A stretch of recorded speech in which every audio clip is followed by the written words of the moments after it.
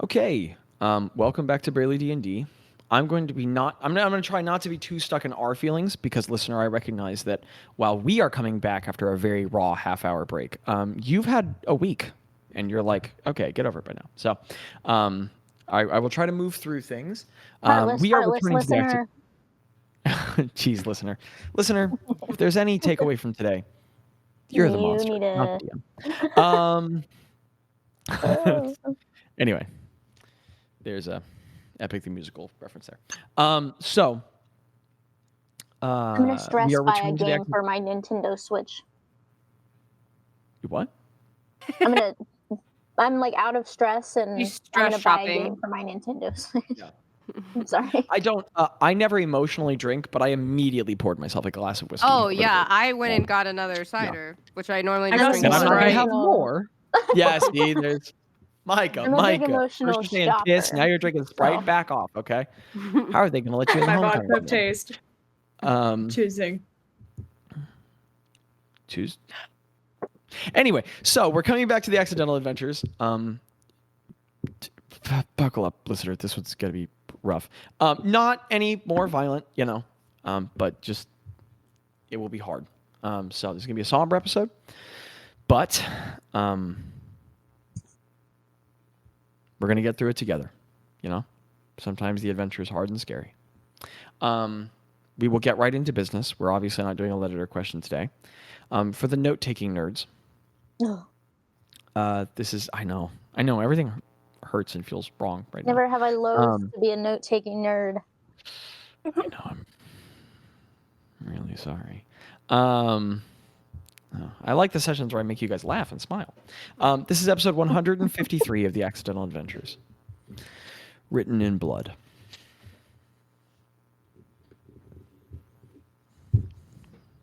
Oh my god! Now I'm gonna start crying. I want to show my This notes is level from 14. I can't see anything. You're gonna have to back that up. Yeah, there you go. Yeah. Oh wow, I like your poem. When Craig turned into a paladin from a barbarian, I wrote on half the page in giant letters, "Craig's a paladin." But anywho, we're avoiding. This is a level 14 adventure. The date is 3488 PB. It's Sihadron the 24th. Omnem is the day of the week, and it is. Huh? Am I wrong? Is it? It was No, it was Omnem last time. Yeah, Omnem, and it is roughly 2 a.m. Roughly-ish. It's probably closer to 1:30. But okay, we're gonna get through this together. We're a team. Be a big DM, Zach. Be a big DM. You made this bed. Lie in it. All right. Can you all hear music? Yeah. I'm gonna turn it up a little bit for myself. Dear goodness. I hope this is never anyone's first episode of this podcast. Okay. Fun guys. Sorry, that one got Micah.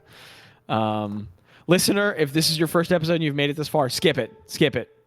Go to a different one. Don't start with this. Come back here in a year. It's so funny. Oh my gosh. I have described how awful the deck looks.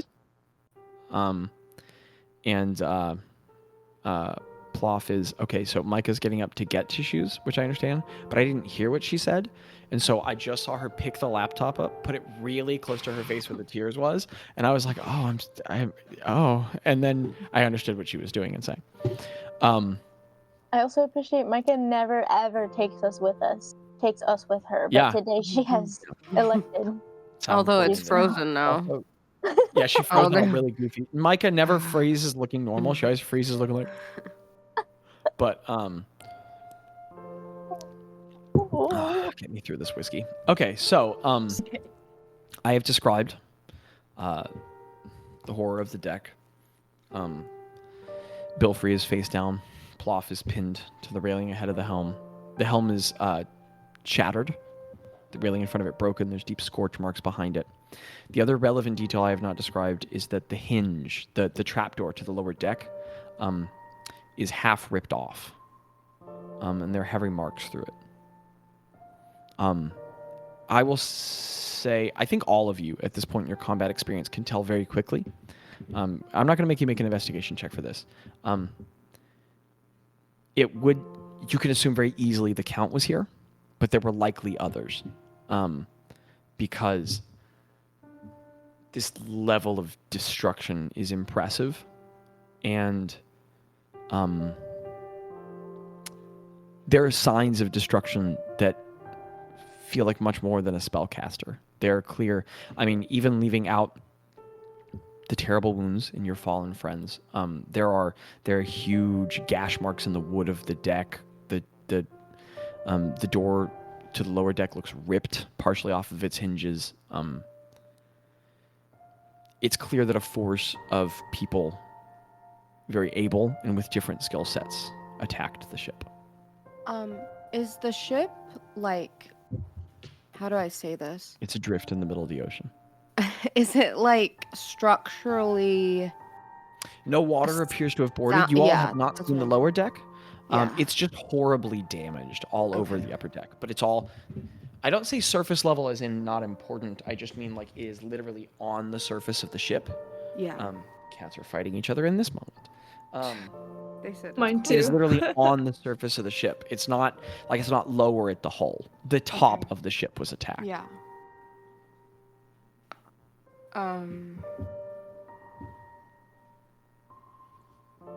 Okay.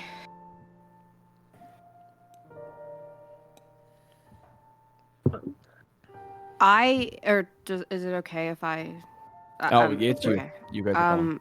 I yell I'm trying to out. give you guys time, but I yell out for Spagoober. Like top of my lungs, blood curdling, like. could I get a perception check? Can I make one too? You may. That's a 22. Okay.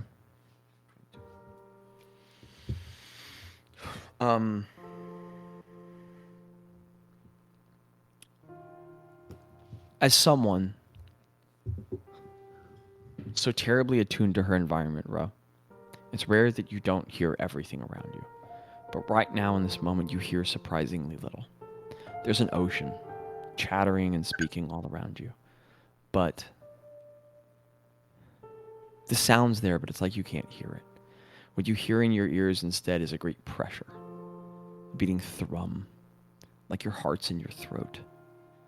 And as you stand there kind of dazed by the shock, have you ever been so angry that your face feels like it's heavy, like it's being pushed forward by blood? Yeah. As you feel that pressure in your head and it's starting to give you a headache, you are able to make out the smallest, faintest sound.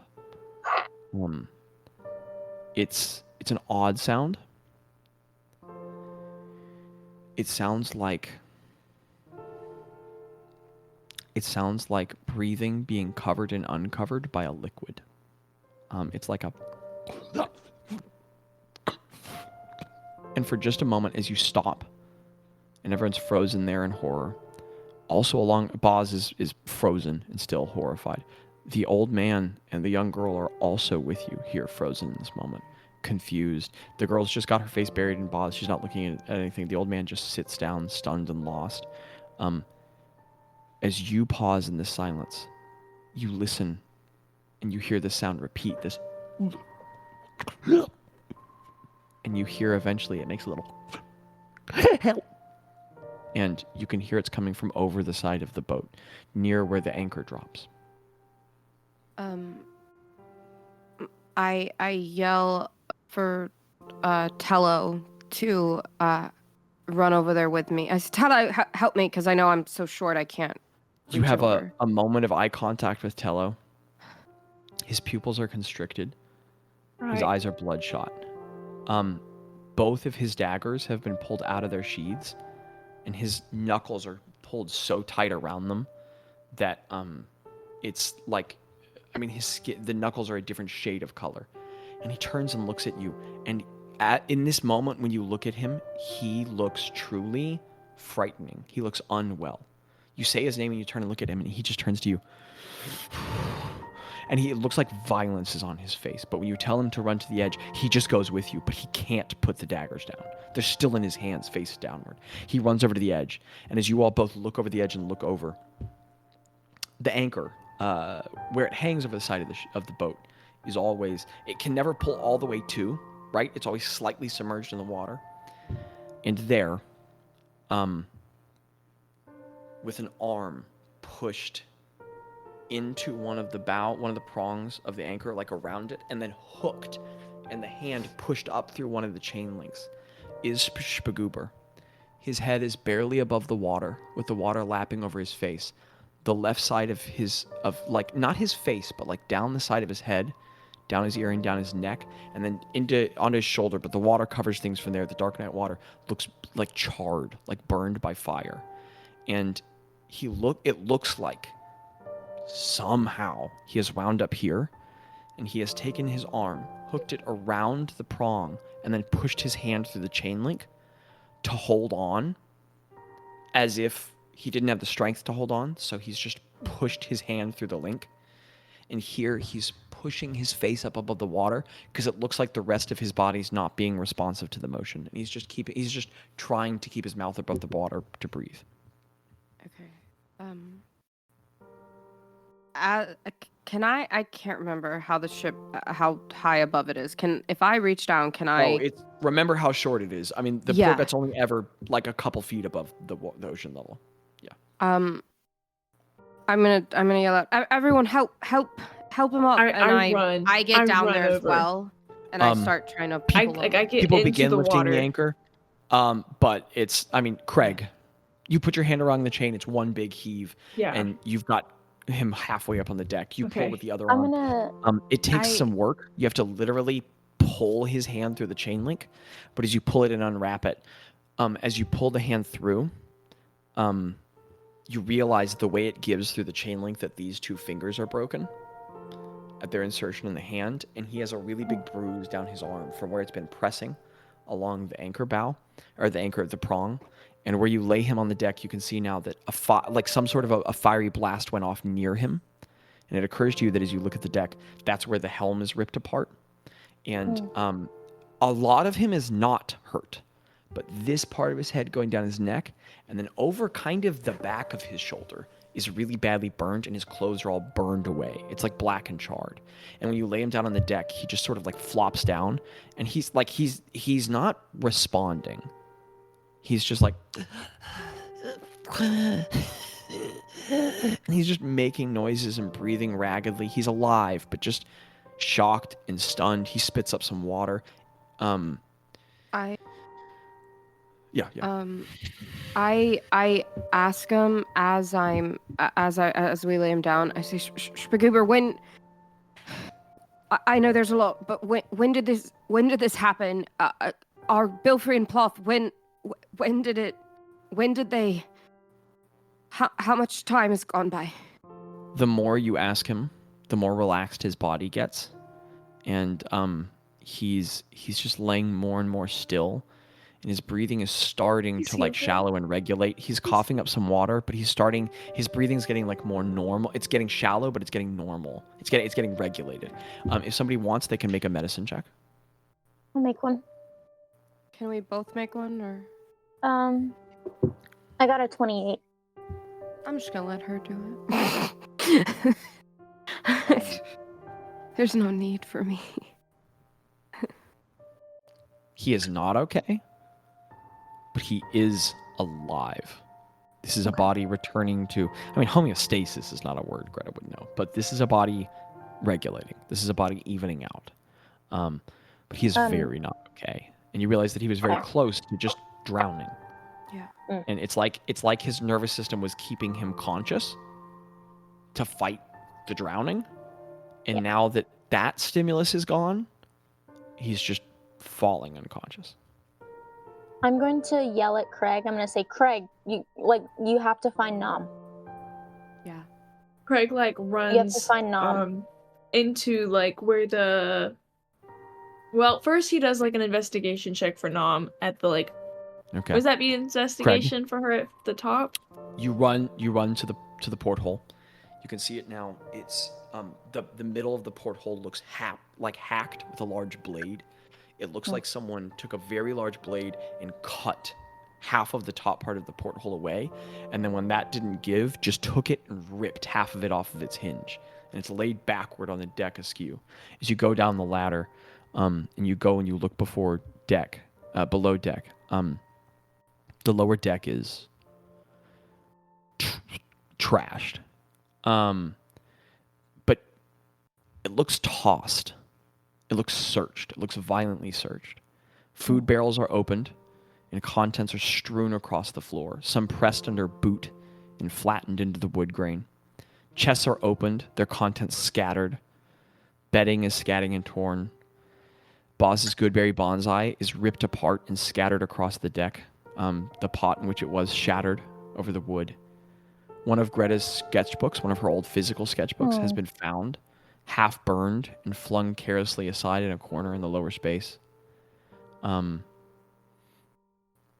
Bazz's apiary is kind of pushed down into one of the sections between the wood, and part of the glass looks just a little cracked, but the incredibly powerful magic item looks like it couldn't have, like someone took a couple good swings at it and couldn't destroy it, but it looks cracked. And it's just like every container, every chest has been tossed, open, torn, flipped. This place was searched violently. And this is where you put your boots down on the lower deck. Nom, are you here? As you look all around, Bazz, or Craig, you're not seeing anything. Give me an investigation check.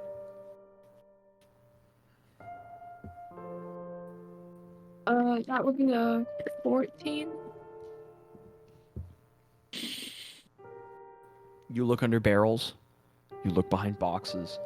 You search under bedding. You do not see her anywhere.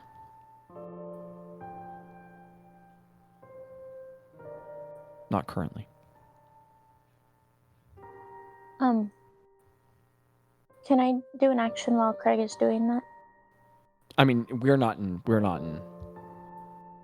I know. I'm. Initiative. How much So, time has passed since we've arrived on the boat? A minute now. Okay. I'm gonna run over to Time to get to Bilfrey and Cloth. Okay. Wither, I Can I follow her. Can I do They're a both medicine check? very still. See how long it's been? Or I guess. They both look very recently deceased. That's apparent. It certainly looks within an hour. We know. You know what? I mean, if you're trying to get a really exact time frame, I guess you could make a medicine check. It's going to be really hard to determine, but you could try. Okay. Can I assist in any way?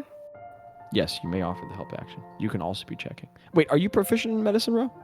No. No, this is just Gretta's. So no help action? No. Okay. It's gonna be a 13.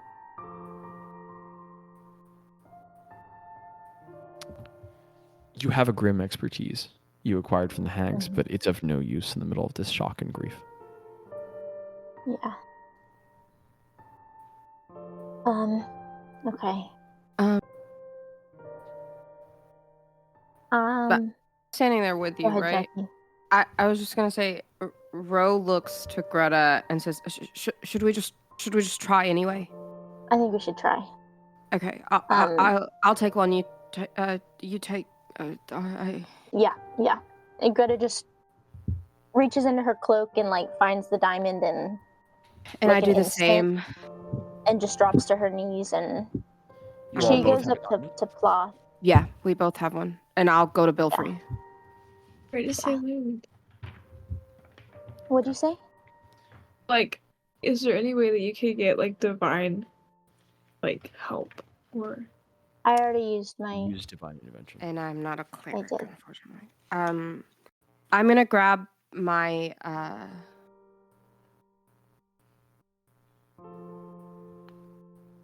Yeah, I'm gonna. Yeah. I'm gonna run up to Ploth. And I'll go to Bilfrey. And she's pinned up against the railing, right? Yeah, the spear is driven through her chest, and she's just pinned back in the railing, her head limp. Okay. I'm going to... Can I reach her head? Yes, yeah. She's, Okay. the size difference isn't that Yeah, great. yeah. Okay. I'm going to pull the diamond and the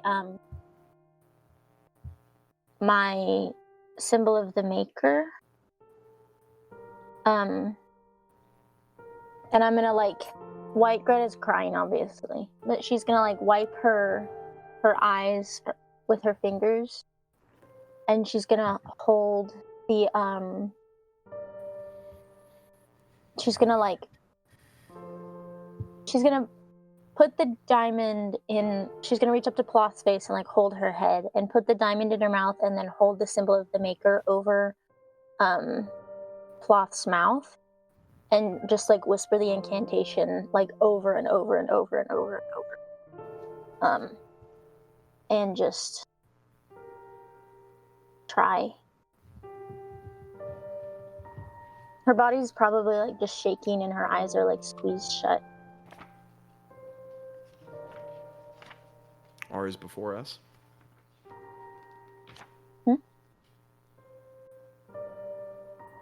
What'd you say? Greta, as you press her mouth and speak the tongues, the light flows,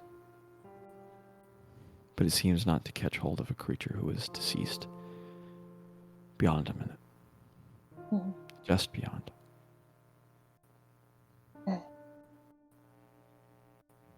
Ro, you tried the same with Bilfrey and he's unresponsive.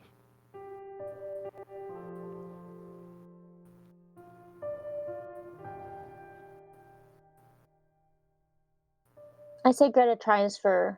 She just stands there with both of her hands pressing the symbol with her head just bent, leaning on Ploth for a long time, a minute or two, just whispering the spell over and over and over. At some point, Bazz transfers the girl to the man who just sits down with her at the railing and just... Mm-hmm. They both look shocked and afraid, and they just sit there scared. The girl's just reacting often the way a child does, just recessing and falling into silence. And Bazz is just standing there in shock, in still shock. Yeah.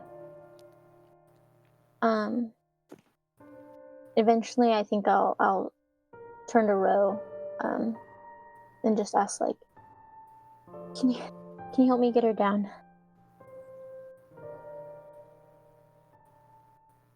Yeah. And Ro goes over and...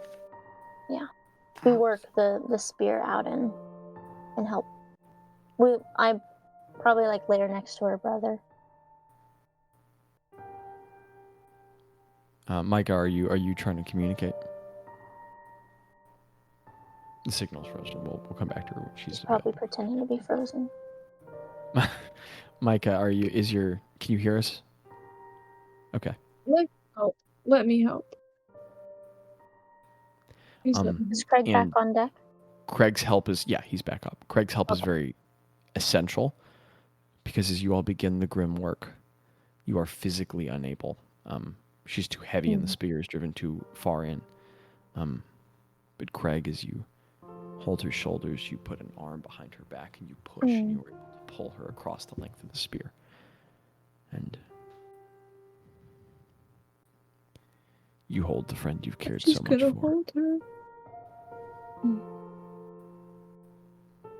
Her head lolls again too limply.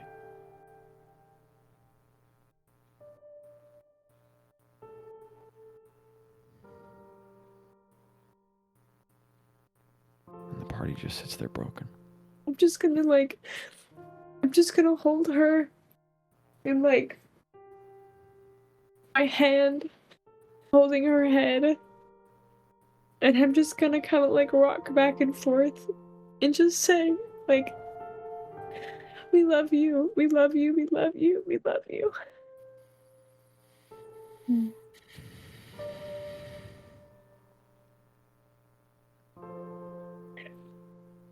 And I'm just gonna sit there Even though, like, she's probably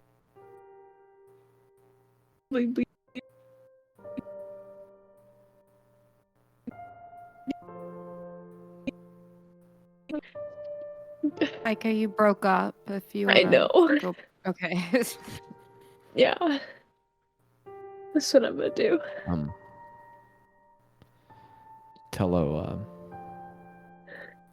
he's very still. And then everyone on the ship at once jumps slightly as Tello makes a sound far louder than any you've ever heard him make. Oops. As he just full throttle, just truly screams. The kind that punches out your voice and ruins your speech. I like making sound effects, but that's the kind that gets the cops called on you. So he screams incredibly loud, and in one fluid motion, he twists his hips and lobs the dagger in his hand so far into the wood at the back of the boat that it punches almost up to the hilt. Just one. And it launches in. And then he sits down and gets real quiet.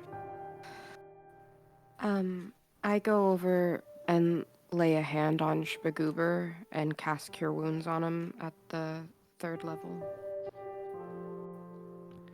There's a shudder as the magic ripples across him, and he coughs up a little more salt water, but he stays unconscious.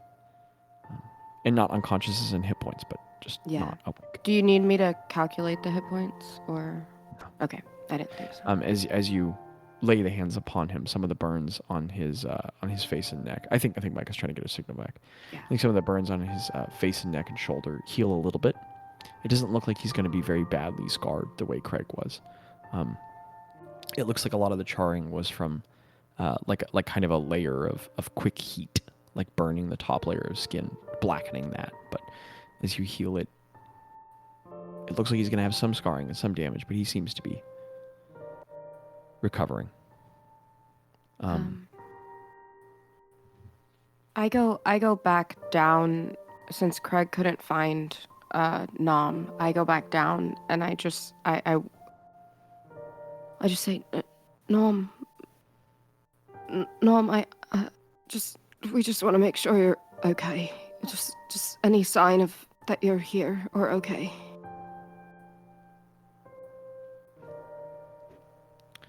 There's no audible response. Can I look for her? Where Give me she an would normally investigation. be? Yeah. Abby, do you want to text Micah to just continue to try like leaving and joining and leaving and joining? Mhm. Oh, there we go. Oh, jeez. So annoying. Go ahead. I got a 17. You do not see her row.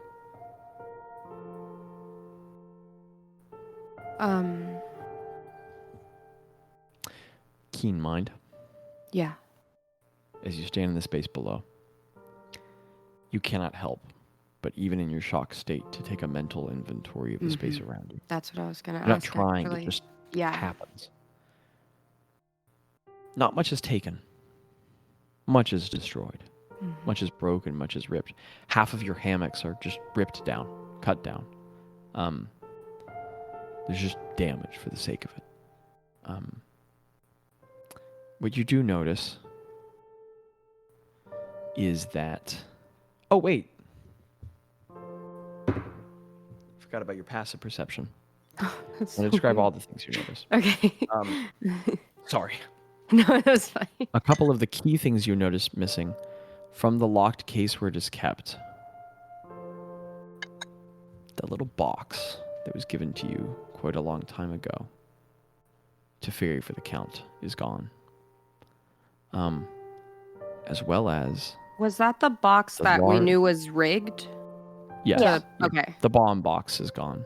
And importantly, the large glass vessel holding the beating heart Yeah, I had a is feeling. missing from the place where it was held.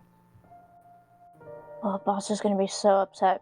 Landon is going to be so upset about that. Okay. The other thing you notice is hiding far up in the barely existing branches of the tree grown into the wall, facing away, so completely and entirely still, is a small goblin body that looks like a stone. It's so still. Clung. I mean, the tree barely exists. It's not like a whole. I mean, it's grafted into the wall. Its branches barely, like, pressed so far back in that she looks truly stuck and unmoving.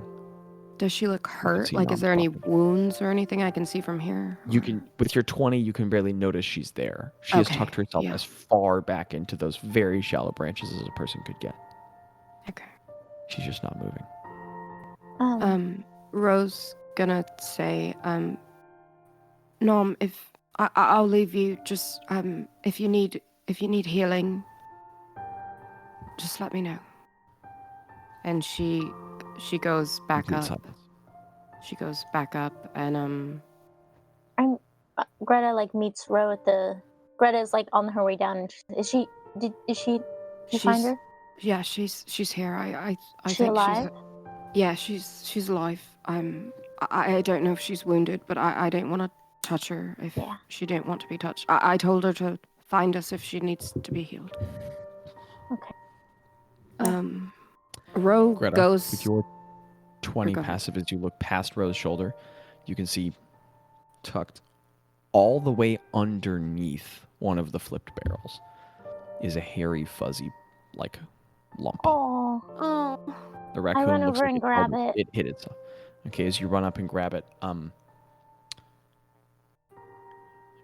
a scene that's truly not funny, you are very viciously bitten on your arm. Okay. In a quick blur of motion, as the raccoon turns around and truly, and in fact, you take 2 points of piercing, as your arm is very fiercely bitten, and as you drop the raccoon for a moment, it puffs up, and then he like sort of lays himself down, realizing it's you, and then just pushes him, like quits attacking you, but also kind of doesn't go to you, just pushes himself back under the barrel. Okay. I cast Healing Word and then I leave. Okay. I cast Cure Wounds on both the little girl and the man. They are healed of their injuries. I marked off those spell slots. I'm gonna leave before I leave the below deck. I'm gonna go up deck and I'm gonna say, can we bring these people below deck just so they don't have to see? Yeah. Ro gives them her bedroll that she has but never uses. And she says, we didn't even, what are your names? The little girl has fallen fully asleep. We say little girl. She's really quit. She's like 12. She's a girl. Yeah. The girl has fallen asleep. The old man looks fairly stunned. He's a rather unremarkable fellow. It looks like life has worked him hard. It's a little hard to tell whether or not he's 45 or 75. He's somewhere in there. Or 55 to 65, but he's in there and it's hard to tell. He has like a little bit of paunch on him, but otherwise he's pretty lean and wiry. His clothes are ragged but functional. He has calluses on his hands, and even as you heal him, those remain. It looks like he did some sort of a labor in life. He has a very rounded face that's sagging and lined quite a bit. A lot of lines around his eyes. And he has this sort of like kind of strip of hair remaining in the middle that comes back to like a low crown here, and everything else is bald. He has a very thick beard, white, wiry beard matted around his jowls from where it was growing for some time. And he just says, "My name is Ben. Thank you, ma'am." Did you know? And she gestures to the little girl asleep. Are you two related? I don't know. Okay. I believe she belonged to one of the guard, but I don't know more than that. Okay. I'm Ro, by the way. The fun First of guy, all- I've heard. Yeah. Mm. I'm so sorry for He just looks everything. kind of shockedly by your shoulder Um, and looks out at the deck and says, I'm sorry for you too. thank you. I, We'll go below. okay. I can we're a little spent tonight, but I can You've take you done- both You've back. done enough. I can take you both back Darling. home tomorrow, okay? Just please get some sleep. Aye. and he picks her up and just carries the girl below deck.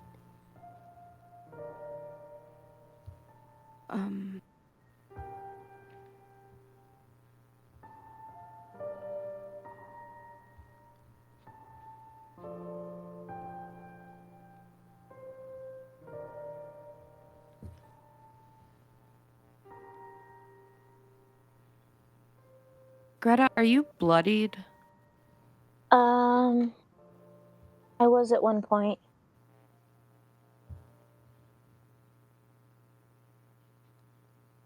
I'm not bloodied.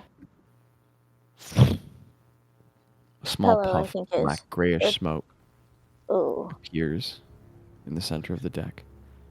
And from it, sort of pulling itself together in a column, slowly rises up the shape of a person.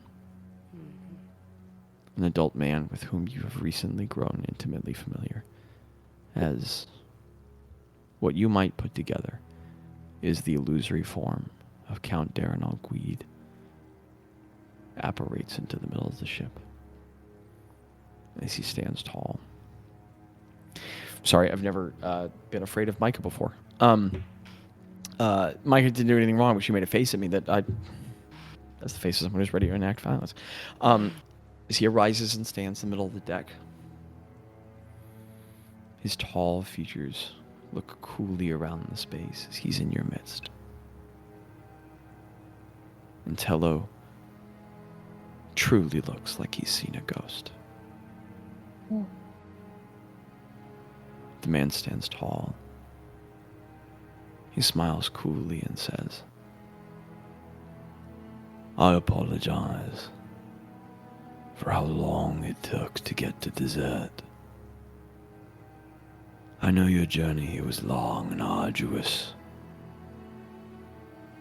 I sympathize with your plight. I hope that our evening together was memorable.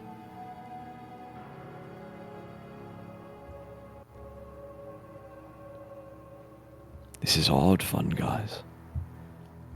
Not but a few hours ago, you had so much to say to me. Please. Oh, I understand. I must be boring you again, Ro.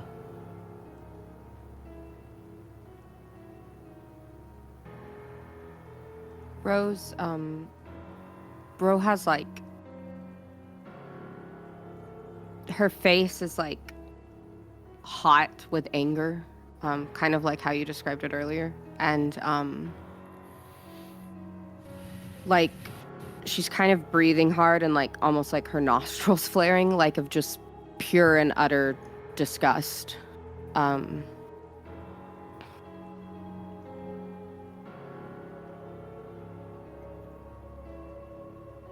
And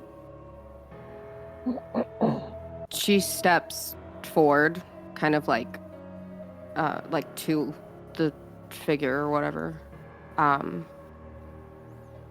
he's tall, dressed in dark cloak.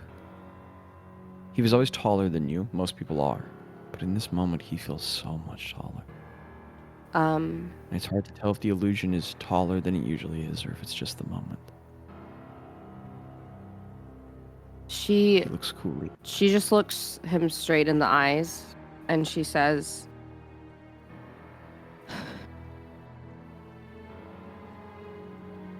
"Your illusion will leave our ship, and know that the next time we see you, we will kill you." And she just holds his gaze.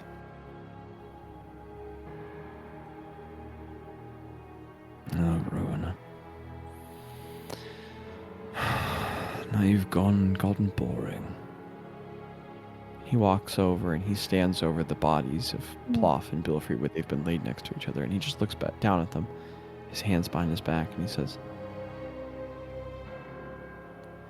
I knew that they would be here, but I knew that they were the muscle on your ship. Like I said, I didn't care. Megrith was hoping for more, is the point. They fell so quickly. It was a disappointment. he looks up at you, Craig. Really should have trained them better. Or perhaps never involved them in the first place. I'm not kidding when I say that the only words that are coming to mind that are language. That's it. It's only words. Right. And That's he it. stumbles and he goes, Oh, forgive me, Dudley. Am I speaking too quickly for you? You will eat your words. When I have a knife to your throat, and on the floor you will beg for mercy, and I will not give it. he looks back down at That Bilfrey is a and Ploff. promise. Well, I can see He looks back down at the Akals again. that your promises are worth a lot.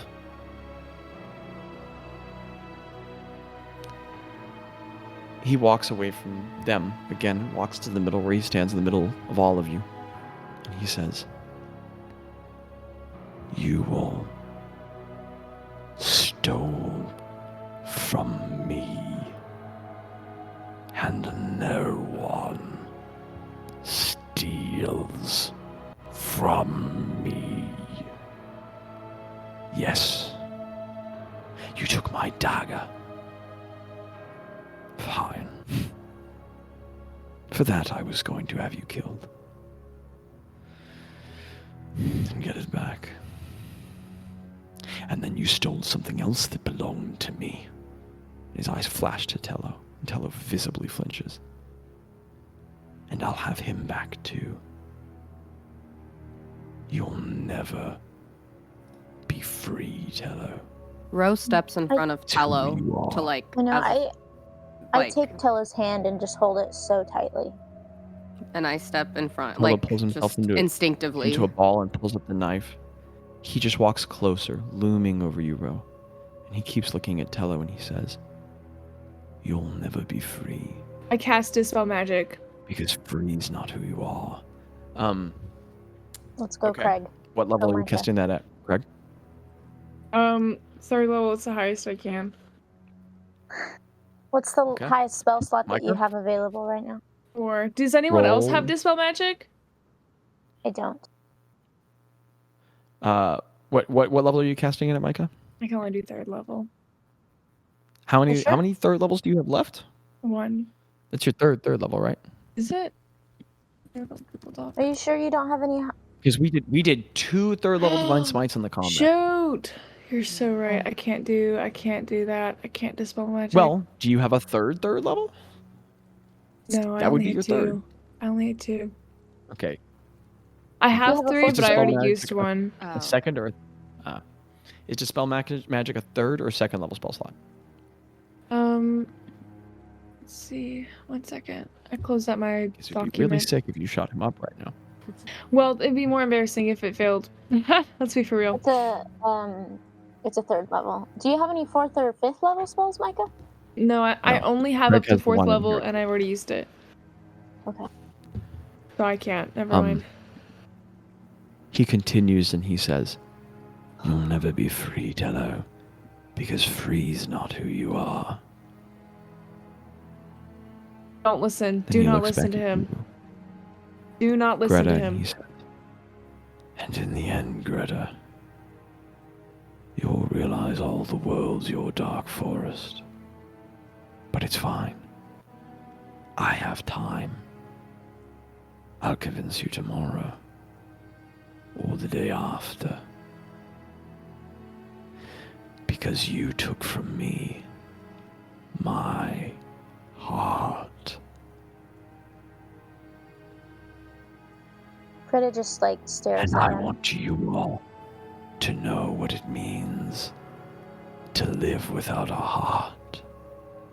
His eyes flash to the unconscious Shpaguber. He survived today. What about tomorrow? Or the day after, or the day after? And after that, perhaps I go back to Telethanom, and I find the sparrows. And when I'm done with them, maybe I will return to the orphanage row. Think about everything I could write with that blood. You see, we're here today because you all are two things. Powerful and stupid.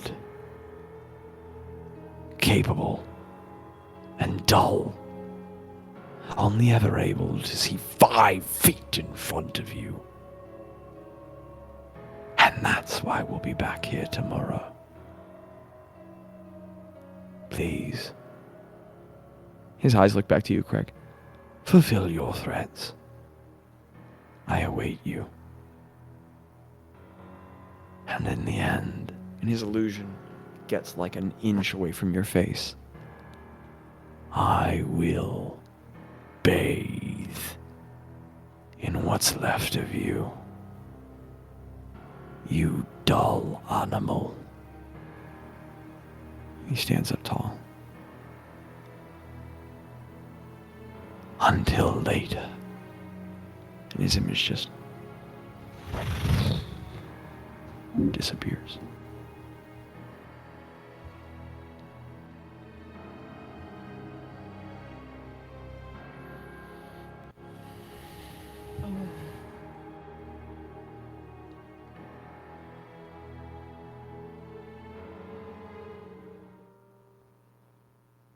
Greta just turns to Tello and examines his face.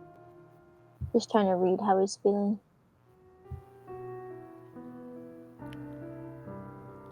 No, this isn't the song at all. Let's go with, hold on, I'm sorry. I shouldn't get lost in the music right now. He, thank you, Micah. Sorry. Greta, you look up to Tello's face, and he just looks shocked, just lost. He stays there, stuck for a moment, before he just lays his head down on the deck and closes his eyes. It's hard to tell if he's falling asleep or just trying to shut everything out. But he just balls up to a ball, puts his head on his arm, and closes up everything. I lay down with like my back to him, so we're like this. That makes sense? Mm-hmm. And I just, Greta doesn't close her eyes, she just stares at the ocean. Wait, I have a question. Do we still have access to the rooms that Ro made? Not right now, because I can't cast it. I can't cast the mansion right now. Understandable. I'm gonna go down and get, like, can I find, like, a blanket or a tarp or a hammock that's not ripped that I can take back up with me? Yes. I grab one and I lay down next to Shpaguber and I put the blanket over him and I just lay down next to him and fall asleep. Is he gonna get too cold? Like, is he gonna get lethargic? I prestidigitated him dry. I am not saying that any of you all are... This is not in response to what Micah is saying at all, simply as we talk about temperature. The poor bet has now made its way far enough north from Hishas. As you all are in this winter month, it's not like freezing. I mean, it was cold in Lore where you all left. This is a more temperate zone, but it is cold out here on the upper deck. It's like 48, 50 degrees. I'm gonna cast Lehman's tiny hut around us on the upper deck. have a spell slot to do it. And then I'm gonna put a blanket over Spagoober. I figured I'd prestidigitated him dry when he came out of the ocean, and then I'm gonna lay down and sleep. You know when like you're getting to the end of a paycheck and you're like kind of running out of money and like you kind of need to like budget your money very well. I feel like that's how we are with spell slots. It's like I cast this, I have a spell slot for it. Like I budgeted for this. That's it. And there the fungi's huddle under the dark, cold, drifting, beautiful sky. With the dry, glistening horror of their wounded lives around them. Alright. Is there anything that I can cover the bodies with? Yes. You find tarp below deck. I'm gonna say, Craig is going to, while the others are like trying to drift off to sleep and like, or just kind of like rest, I think he's gonna take that time in the dark to move the bodies, or move Belfry and Ploth into a place that like they're covered, but they're like side by side in a place where it's not as visible, or in like the middle of the place, you know. Yeah. He like covers them. He makes sure to close their eyes and honor them. He prestidigitates their the blood off too, as best as he can. And as you pull them to one of the sides of the deck to cover them, Craig, what you feel as you move them is weight. You feel the heaviness that you all used to come together to share. The brotherhood that you all shared of being those entrusted to move weight and building the strength to share it together. And you move their weights one last time.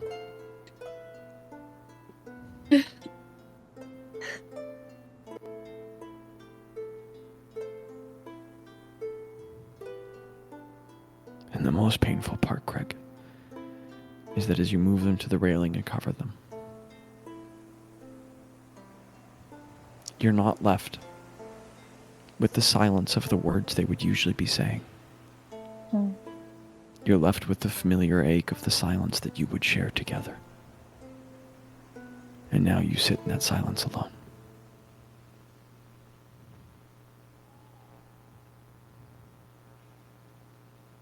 And simply the words follow in your head.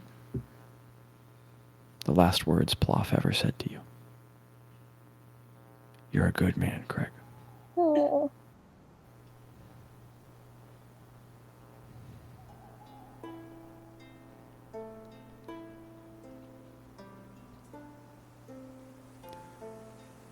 As Craig weeps over the bodies of the Akals.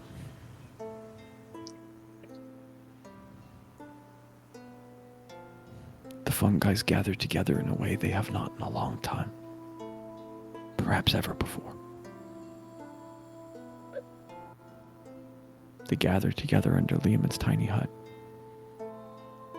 Together for warmth.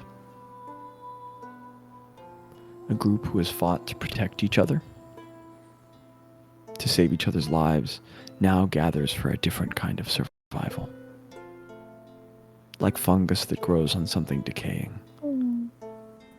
The group attempts to share what life is between them, to survive in the midst of a dying thing. And the night of the 24th becomes sleep.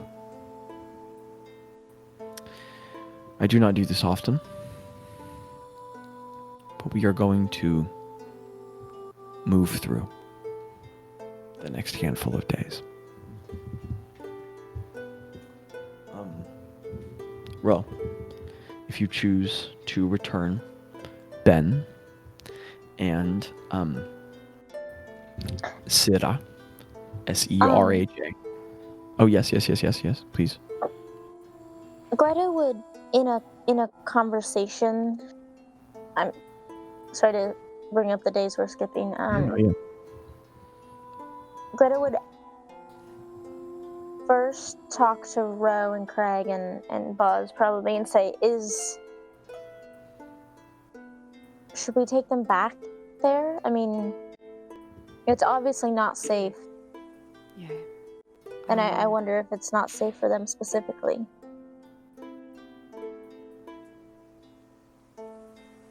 I mean, we should ask them what they think, but...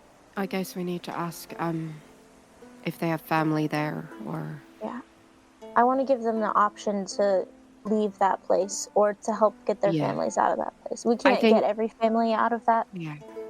out of town, but... I think I would... get a couple. Yeah, I would ask them. Yeah.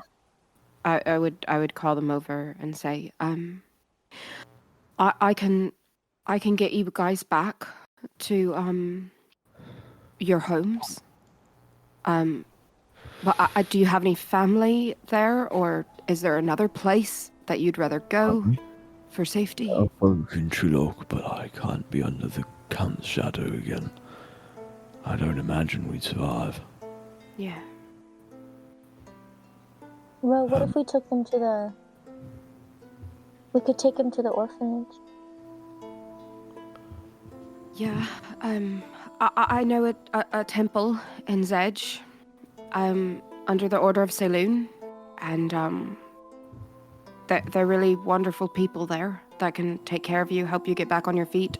Do either of you have any family in lore that you need to get out with you? Point that Sarah looks up and says, my father, Frederick. Frederick's your father. Okay. He's in the guard. Yeah. We met him.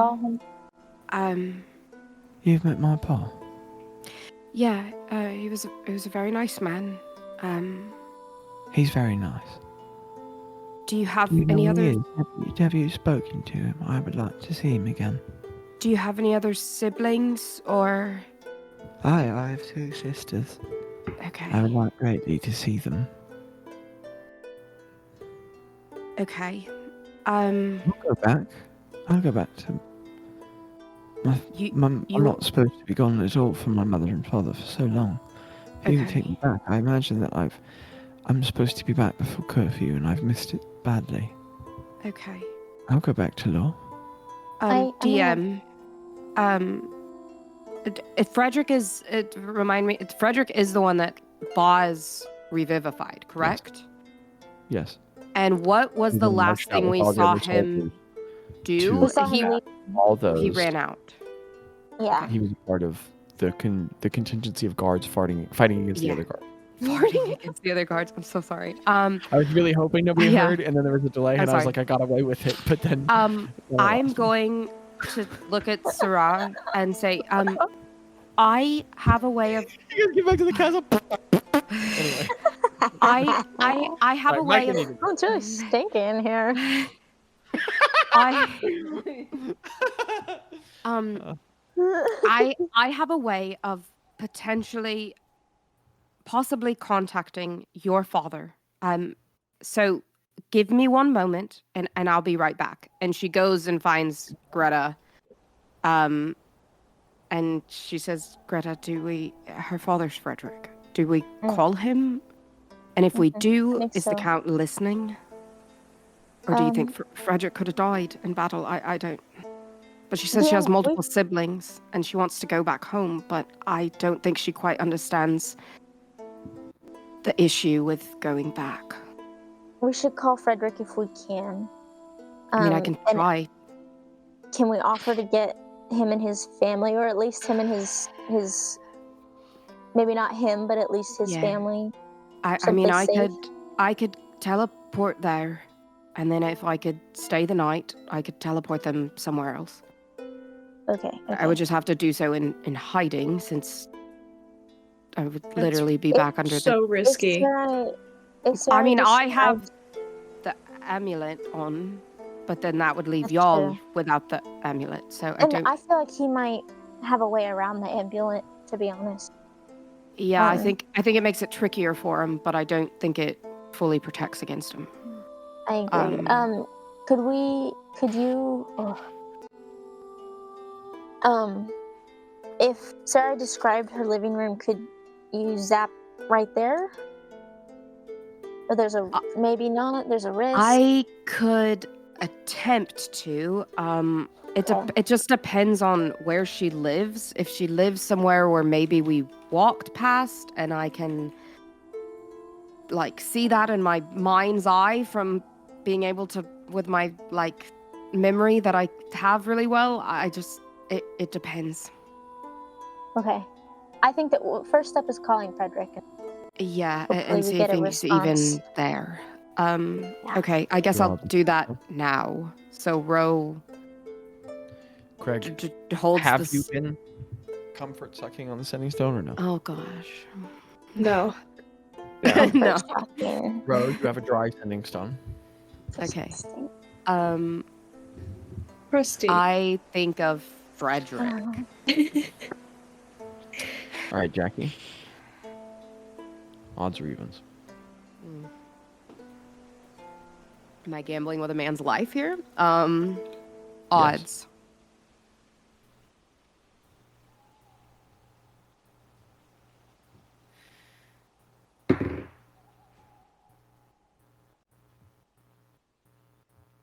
Can I don't know what it is, but Hold the stone. And you squeeze. Okay. You reach out. What do you say? I say, hi Frederick, this is Rowena of the Fun Guys, and your daughter is alive and with us. A voice speaks back with a roll of 11. A voice speaks back and says, Sarah's with you. Yeah. Good. Yeah. Are you in my head? It's magic. It's not. It's magic. It's magic. Yeah. It's Oh, the bloody cat. it's not Okay. damaging. Good, she's alive. Oh. Thank the gods. Okay. Good. Yeah. Sorry, give me a moment. Okay. Moving stones. The city is ours. What? Many are dead. But, sorry, I've been moving heavy objects.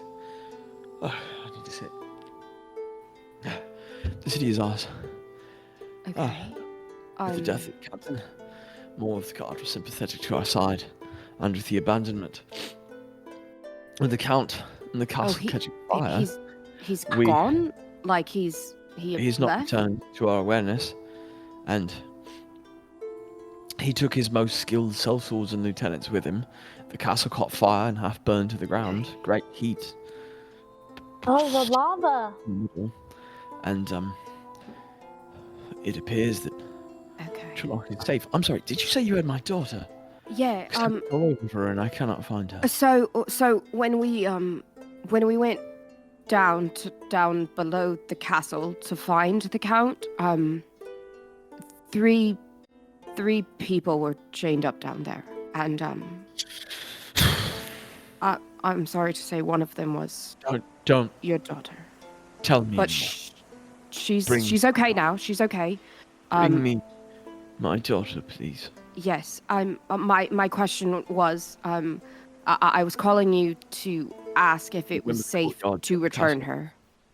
Okay. I have another man here with me that was also that we saved as well. His name is Ben, and he's from there. I don't. Okay. Please bring me my daughter. I will. I can be there within a few minutes. But what I do ask of you is once I get there, I cannot return back to where I need to go by magical ways. I need to rest. Bring me my daughter, and you can have my home. Okay. Okay. Okay. Bring me my daughter, please. I will see you in the courtyard of the castle Understood. within a few minutes. Understood. Okay. Thank you. Rose severs the connection. The connection. She goes. She relays all this to the party, and then she goes to Ben and Saraz and says, Your father's all right. Apparently, she looks to Ben. They have taken the city, and the Count is no longer there, or will return. I think. I don't know for sure, but would you like me to take you back as well? Sorry, no, that's okay. About parking the car. You That's can go okay. back.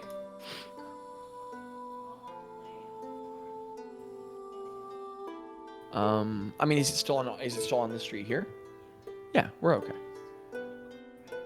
Yeah, we're okay. No. And if they do, we'll send Luna after him.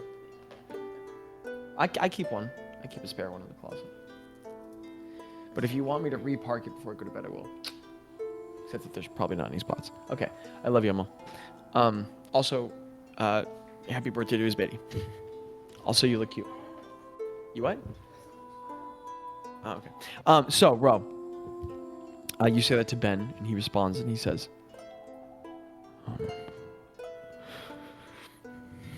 All right. Good. All right. Are everybody you guys just in shock. okay? Are you guys ready to go now? Like we went before. What? To magic. Like we went Yes. before. Yes, the same way. Yes, please. I'd like to go to Father. Okay, we'll do that. She looks to Greta and Craig and she says, like I said, I'm gonna have to stay the night. Will you guys be okay? I can. you? What? Can I come with you? Yeah, I can carry. I want to come with you. I think I'm gonna stay someone on the should. boat. Yeah, stay for Spagooger and Nom and make sure everything's okay. I'm gonna bend down and well, how do you say her name? It sounds like Sarah. Sarah. Mm-hmm. But it's It is Serhaa. Sarah. Sarah. Okay. I'm gonna bend down and to her height. Well, she's not 12. She's fully your height. okay. She's my height. Actually, I'm gonna walk we're up. the same height. Okay, I'm gonna walk up and I'm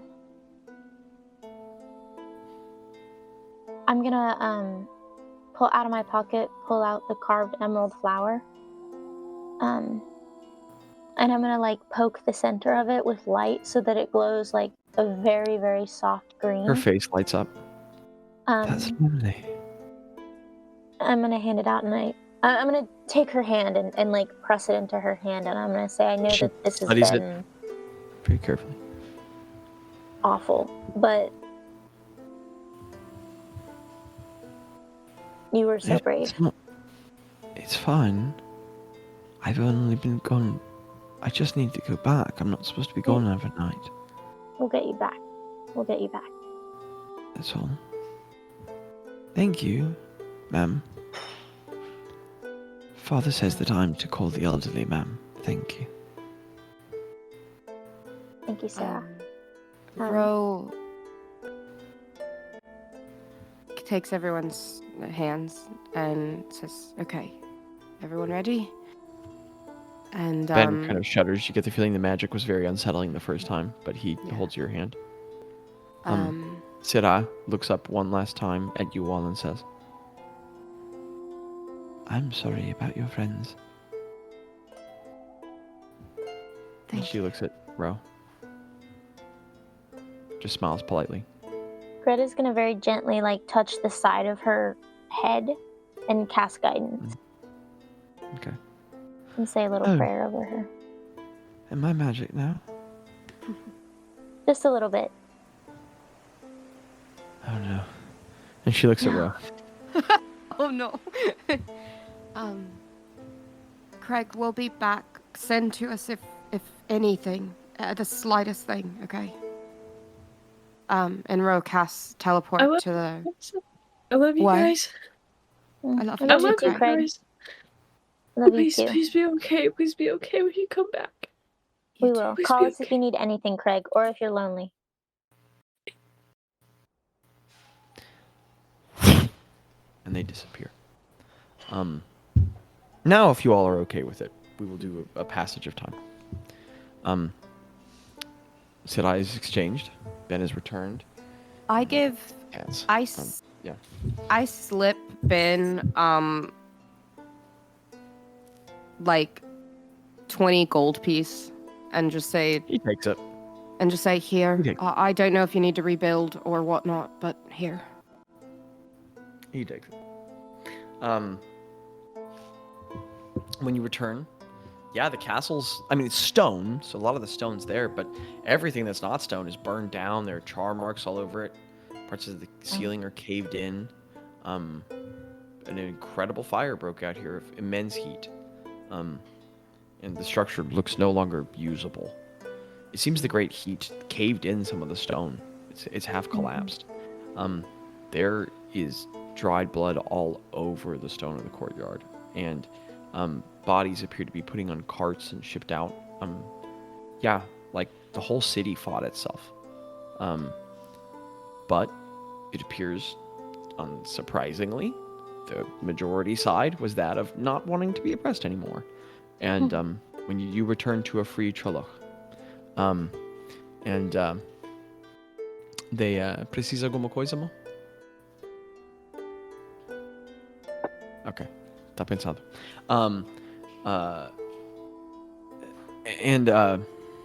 You spend a night. The interactions you have with those interested in your presence are not great, simply because the people who are interested in meeting a fungi at this hour are the most obsequious of sort.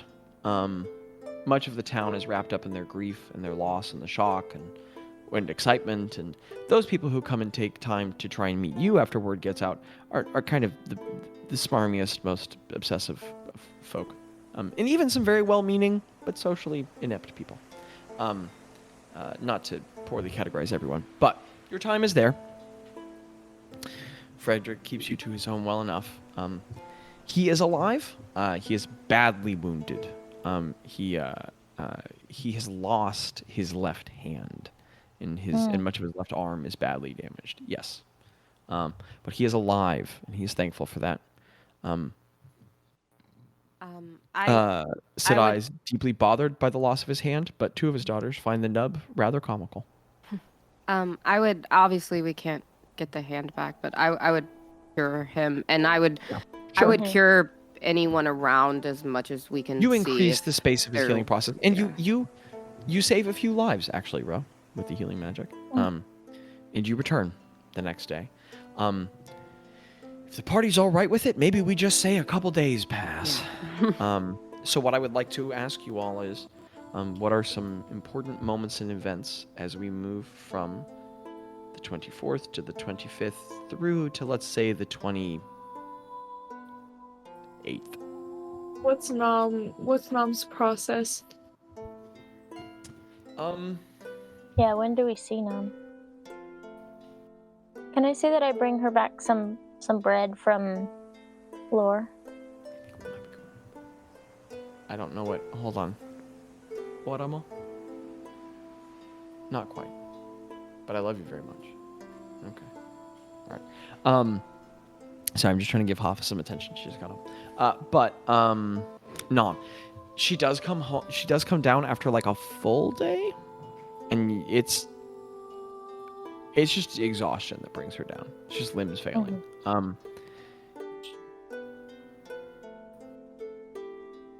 There's just nothing from Nom.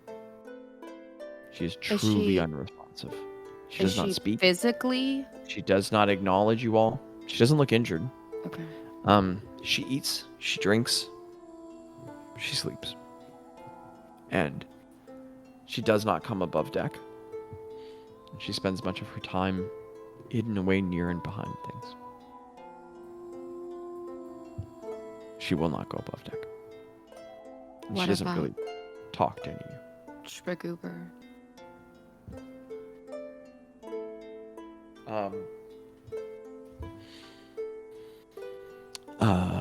Spagoober is physically recovered the next day with more healing and more magics.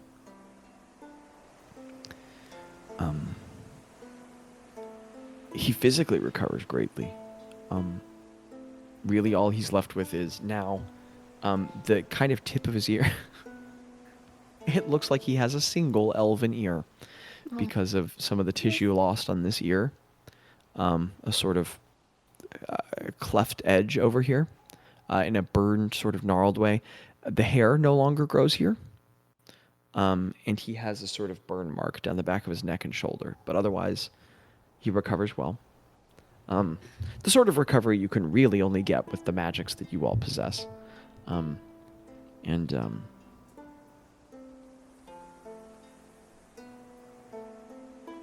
Well, quite frankly, I think I have put you all through enough this evening. So, we will not roleplay his discovery of Bilfrey and Ploff's passing. Thank you. But he weeps very bitterly for a very long time. And he refuses to go below deck.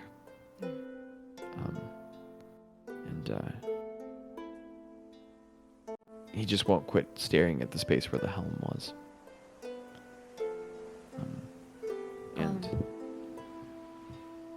To say the least, his glibness is devoid, but he also quits saying much. It's really only the third or fourth day that he starts talking again, and it's all just practicum, just food. How do we repair the helm? How do we get the ship moving? You all also begin to be faced with a very real problem. The ship has no helm right now. It's not evaporated, but it's broken apart, and much of it is burned away. I know the burnt parts obviously can't do anything, but I would say that Ro is, once she gets back, she is slowly prestidigitating to clean like blood away and stuff like that, and ash, and then she's and what?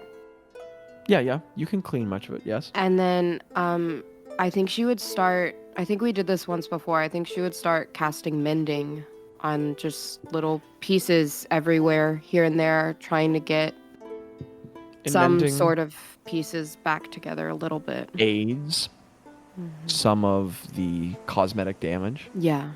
You are able to repair some of the points of breakage, but there is ultimately just a great deal of physical material lost. Yeah. And you need more powerful transmutations, fabrications to remake the lost pieces. Are there any other particular moments you all would like to focus on in these passing days?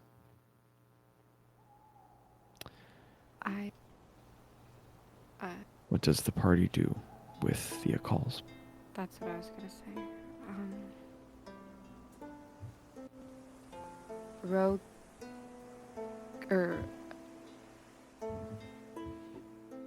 go ahead, Abby.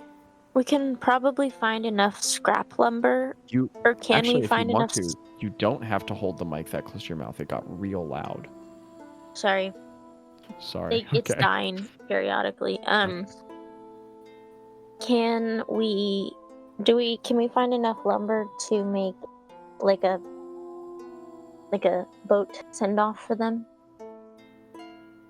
I would like to bury them. Okay. But I don't know how we would do that in the middle of the ocean.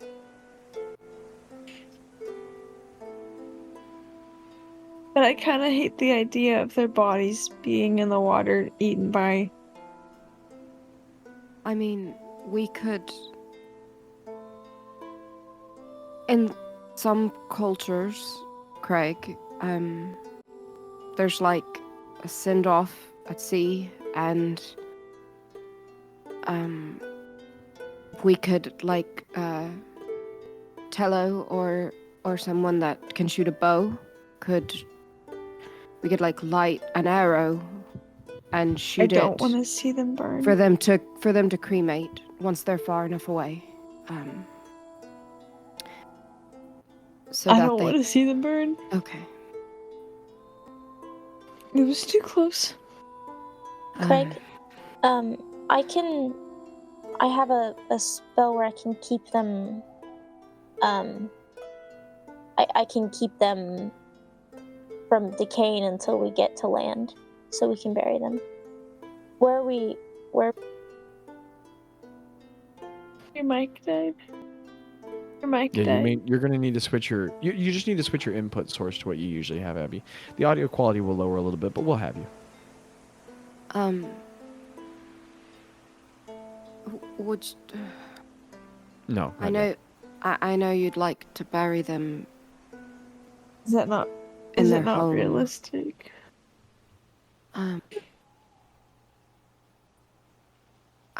I could.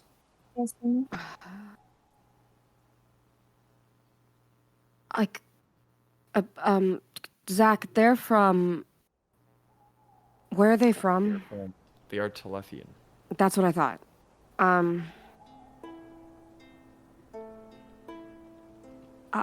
I don't know.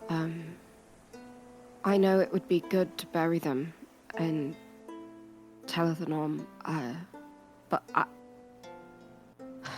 not to be crass, but I don't know if I can teleport them. I know. Ro, you Would are I- aware you probably could. Okay.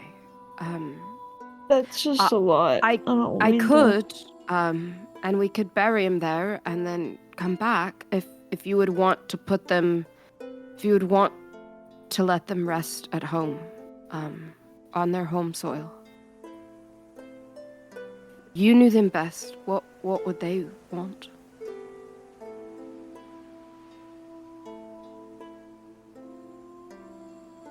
Oh. I think that they would want. I think they would want to be on their home soil.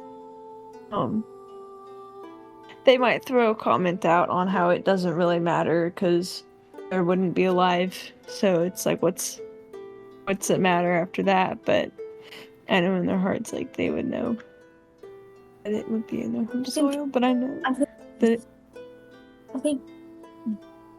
I think as long as they're together, they'll be happy.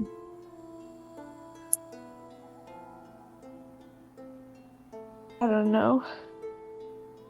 It's up to you guys. I know that we've done a lot, and teleporting is dangerous because we have to stay there for a day. I think we could manage it. Just stay hidden. Telethanom is a little tricky, but I think the Kefkins have pulled out more people than there Ro, were. you are aware that you could very easily enough simply just return to the Telethian. I mean, you all spent a great deal of time in open Yeah. Telethian countryside, just the middle of nowhere. Yeah. You knew that space well. You could just return to it. Okay. It'd be a simple solution. I relay that to Craig. I say I think that would be a good thing to do. We could do it. I could teleport you and I there. We could dig, and you could say a few words, and then we could bury them and come back the next day. We could camp out. Okay.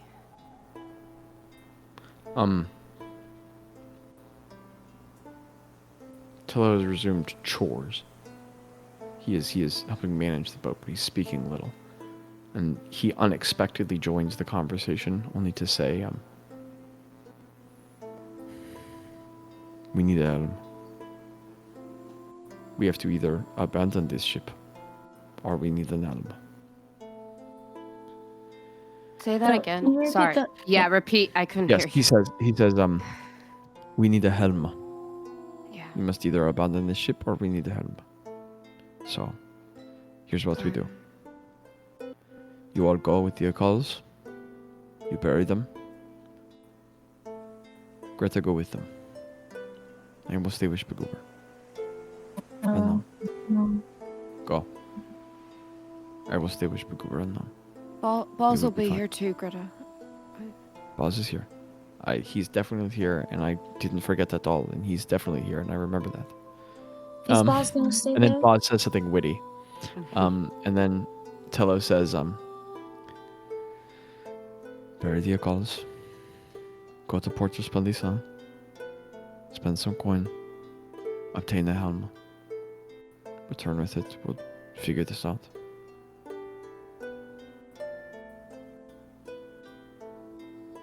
Send We're not us. hearing you, Abby.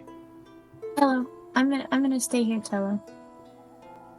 There's lots to do. But I really think you should go. But it's up to you.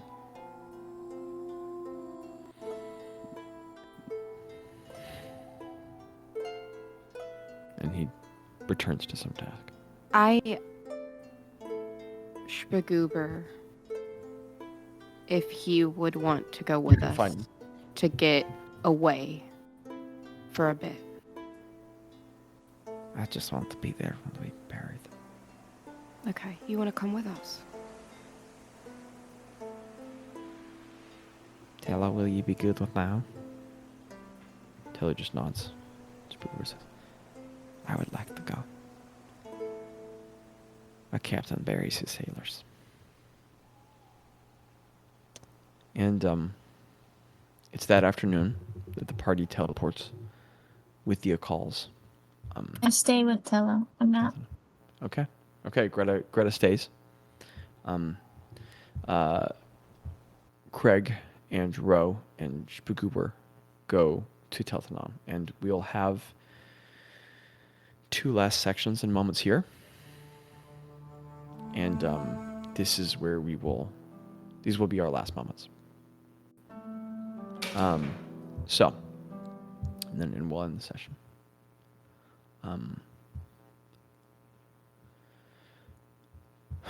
Ro and Craig and Spaguber teleport with the bodies to the Telethian countryside.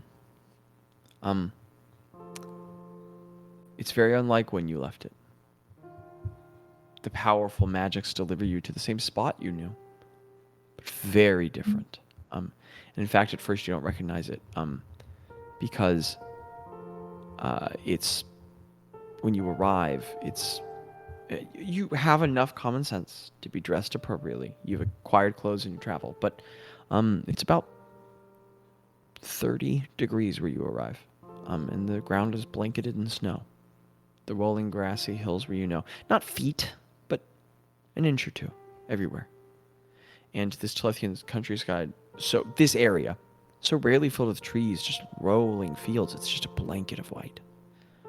And a gray sky overhead. You've brought shovels and spades with you. The party takes the bodies wrapped in cloth. Do you look for any particular kind of patch of land?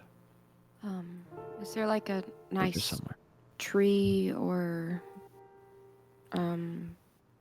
It takes a while. or like a little hill or something Craig is looking very out strong. over? And you all find after trees are not. Well, there's very rarely trees here, but you find a knoll, a small race. The countryside here is constantly dipping and rising and dipping and rising. Not great hills, but little divots and raises, and you all find a small knoll. You've entered the top of it. It's grim and quiet work, but the party digs for a couple hours and makes some sufficient graves.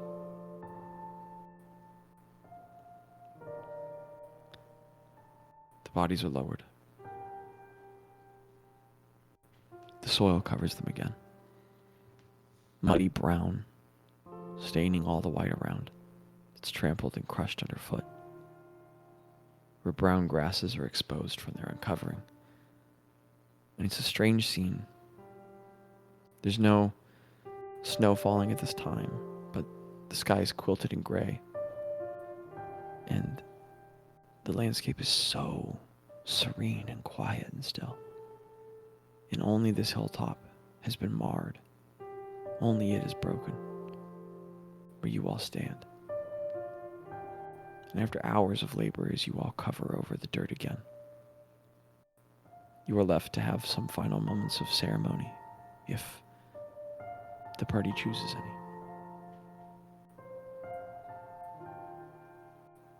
I think that Craig has had stashed away some like favorite rocks. And I think that at some points like he had carved their names into it.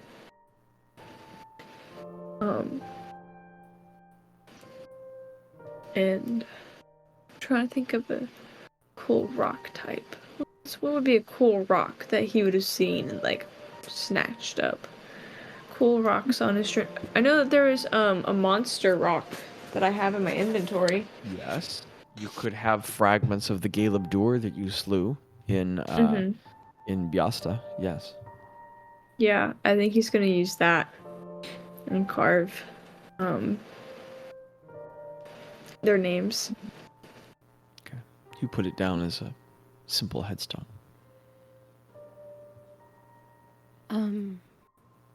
I think Ro would set up like a Lehman's tiny hut for us to like camp nearby for the evening. And I think with Craig and Spagoober's permission, I think she would talk to him about it first. But I think she would go over where they're buried and cast plant growth and just sit there and kind of meditate and for the 8 hours and just grow clover and flowers, anything that was like local to Telethanom, but that normally wouldn't grow during these winter months, and just grow flowers and plants above their graves. As you grow the clover, in defiance of the weather through your magic, very sagey green, like the skin color of the Akals, as it grows up. Spagoober stands very quietly over the grave for a long time. Ro growing the cover, Craig having placed the headstone. Spagoober stands at one end and just says,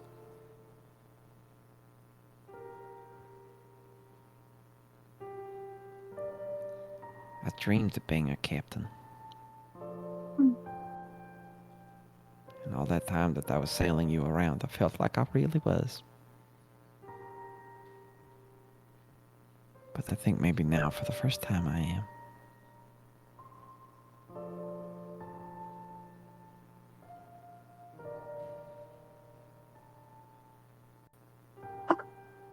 I thought that I would know what to say in a moment like this. But I don't.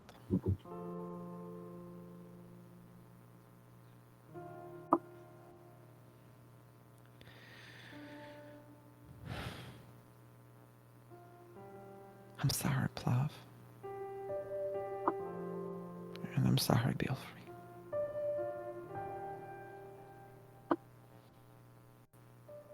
I had really hoped it would go different than this. Truth be told, I hadn't even thought of it.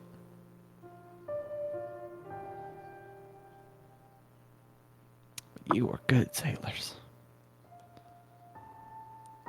You were good friends. You were good people.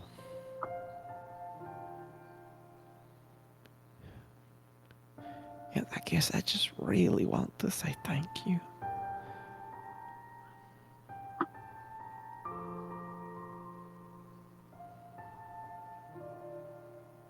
Just thank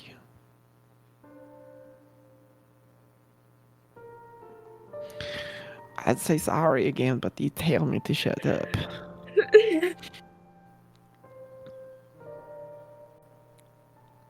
I miss you all very much. I don't know how such a small ship could ever wind up feeling so empty.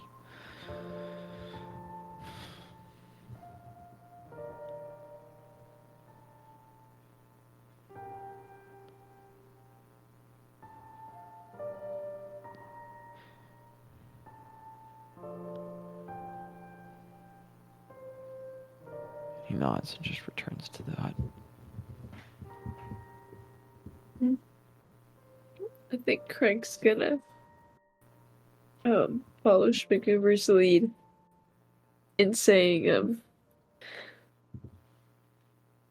just kind of stands up from where he was setting down the headstones and just kind of stares for a moment. It just all feeling so surreal. And his friends are gone.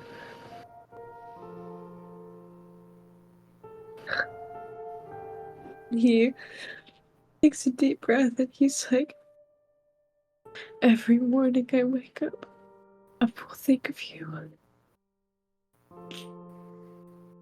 Every morning I look at the sunrise, I will think of you. I didn't have brothers or sisters. But you guys were my family. And I will always wish I had said so. I love you more.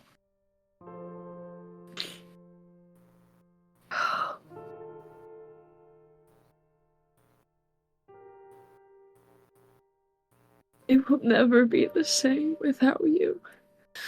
You two were anchors of our boat. Anchors in our lives. Of loyalty and integrity.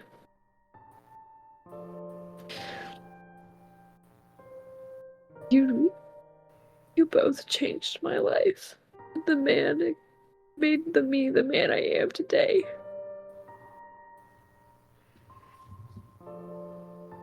He just kind of walks. No, he just sits down. He just sits down and he just sits with the grapes.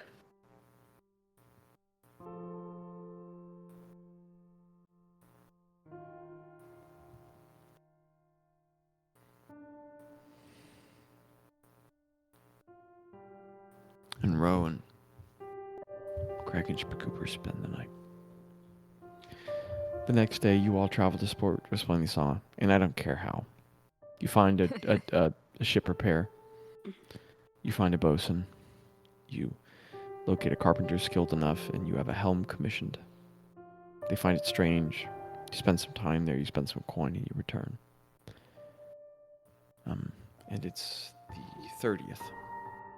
The helm is returned. Yes. While we're there in Port Resplendison, I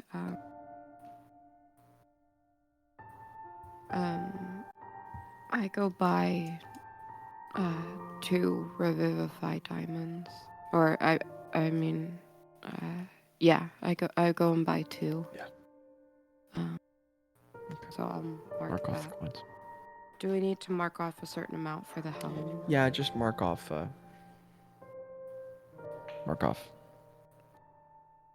30 gold for the helm. Okay. It's not cheap. And there's some specifications for Cooper makes. Were you saying something, Abby? Okay. In that time that Craig and Roe are away in Spagoober, and I'm just going to say, on the 30th, you all return with the helm. By the end of the 30th, you all have managed to get it reinstalled. I don't even know what that means, but I'm moving on. Okay. And it's a lot of work, but all of you work together and managed to get the enchantment on the poor bet up and running again, and it is saleable once more. So by the 30th, is where we will resume next time. The last thing I want to do in this session is just have the Hello. time. Hello? Hello. Hello? It's just have the time that Greta and Tello spent on the boat, if any.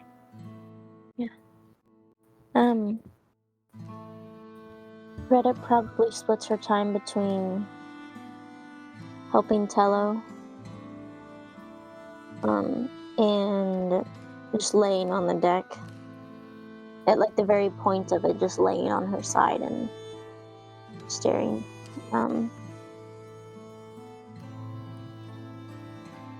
I don't think she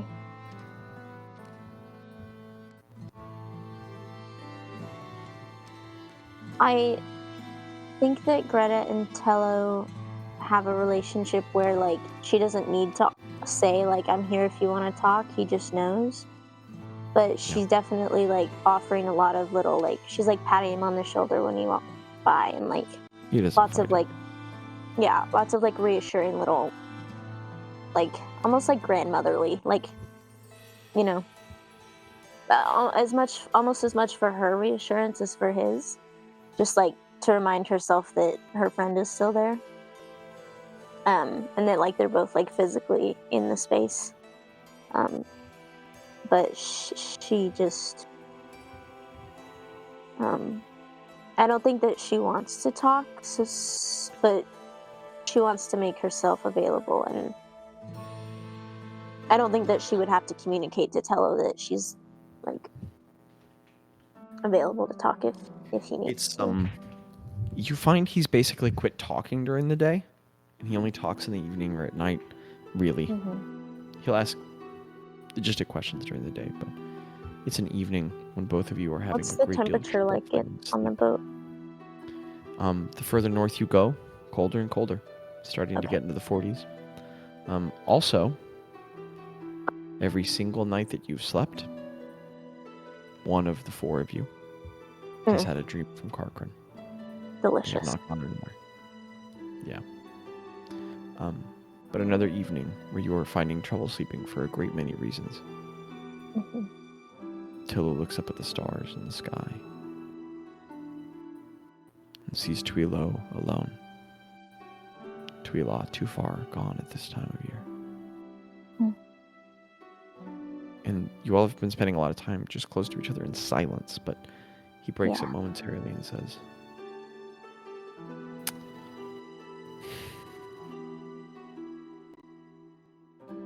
I think maybe he's right. Who's right? I know that we hate him, I know that he's a monster, but I also just don't know that the Count is wrong.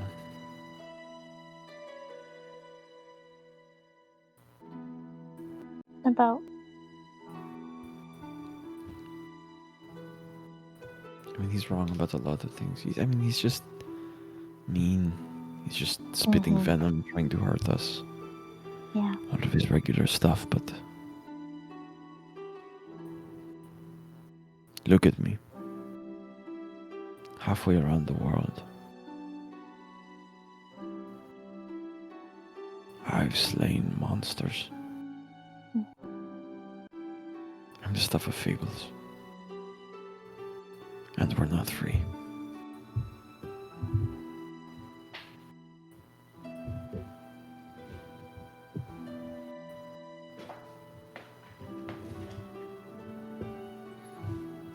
What is this life, Greta? I'm sorry, DM, can you repeat that? Yes, he said, what is this life, Greta?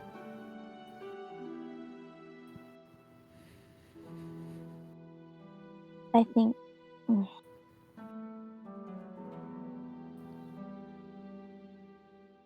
I don't know what it would be to be free from this life. But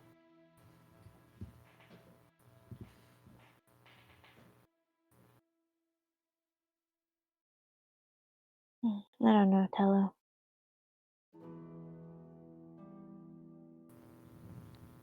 I don't think any of us are free, and I don't think you're any less free than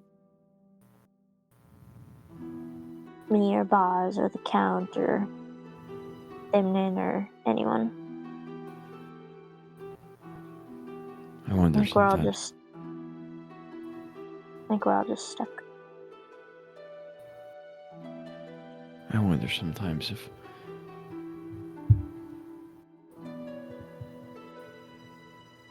you all have made my life so much better. I've been helpful to you all. I know you like me, and I know that you love me, that we're fond of each other, but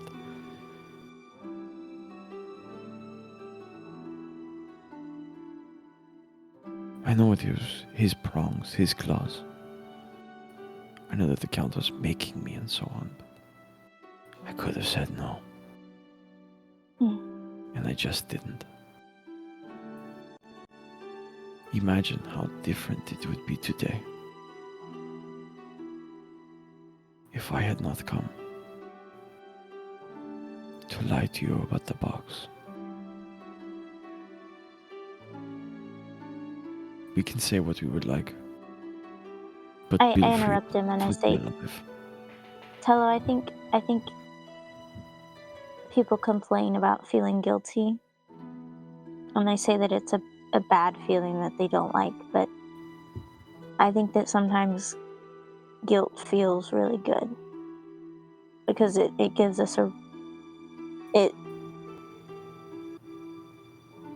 it gives us something. It gives us something that we could have controlled, or it gives us something that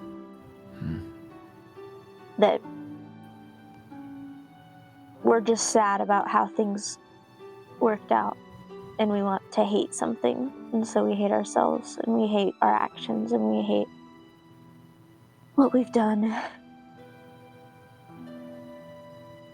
And I think it feels good. I think that the hardest part of feeling guilty is learning to let go of like the relief it brings. And I think, I'll let you know when I figure it out, but I think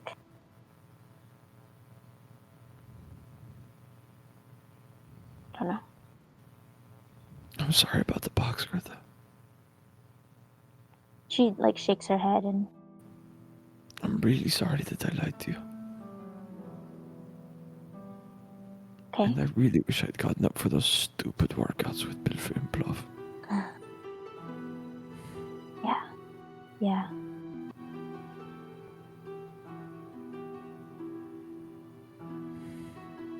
I forgive you, Tilla.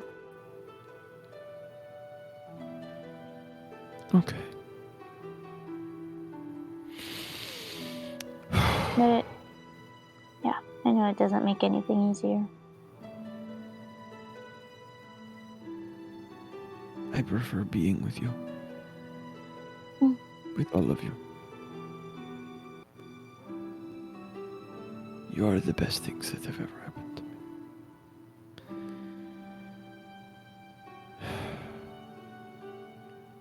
And he just sighs tiredly and gets up and walks to bed. Yeah. Greta probably stays outside for the night, just looking at the moon. And you look up at Would the she moon. know where Tui lies in the sky? Yes, very far. Only one of them is is in the sky at a time now. Like they alternate nights at this point in the year. Yeah. She's probably but she would know where it is. Yeah, it'll be on the opposite horizon. Basically, they're up there half of the day each, and because of the half of the days that they're in the sky, it both of them are in the sky on opposite halves of the day, but because it's bright, Yeah. you can't see them. So it's it's only they're there at the opposite horizons at either night, either dawn or dusk. Yeah. So she would just be staring at where she knows Tuila would be, and trying to look for it. you know. Like, she knows that it's there, but she can't quite see it, and she's looking for it. Maybe, like, trying to convince herself that it's really still there and that it'll come back in the morning. And as you look for what you know is there and cannot see, that's where we will end episode 153 of The Accidental Adventures.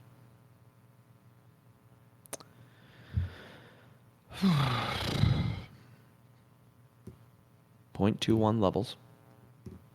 Bunch of roleplay, bunch of story, saving citizens, fighting elementals, the count, yada yada. 0.21 levels. Yippa yabba. What? Yippa yabba. Okay. We are at 14.286.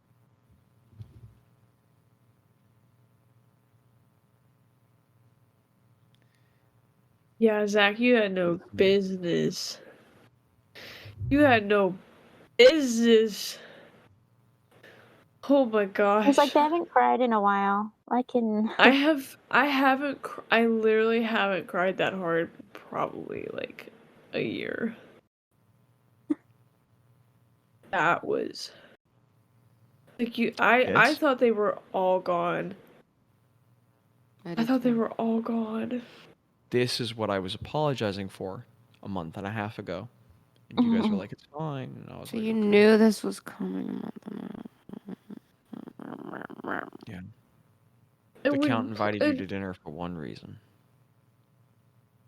Why did we go? That was so... Because he was gonna kill people if we didn't go. Also, to be very clear, It was the trolley fine if it prop. affects the characters. He's lying and he's a monster. You're not dumb. He used information you didn't know against you. Let the count manipulate the characters, not the players. Anywho, we could talk more as people afterward, but to end the recording, listener,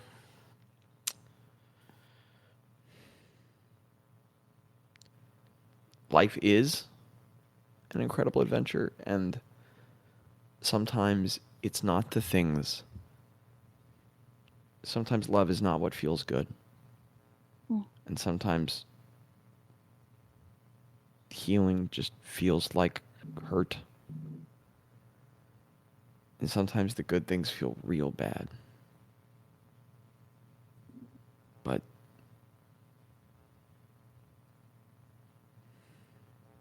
that's part of what, the adventure is a mystery sometimes. And that mystery can be frightening and confusing. But it's still incredible. And you're still an important part of it. And even when we don't know where it's going, and even when it's not fun to be in the adventure anymore, we keep going together. So we'll see you here next time.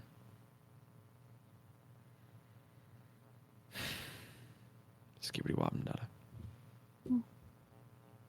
Man, I don't even know what those sounds mean anymore.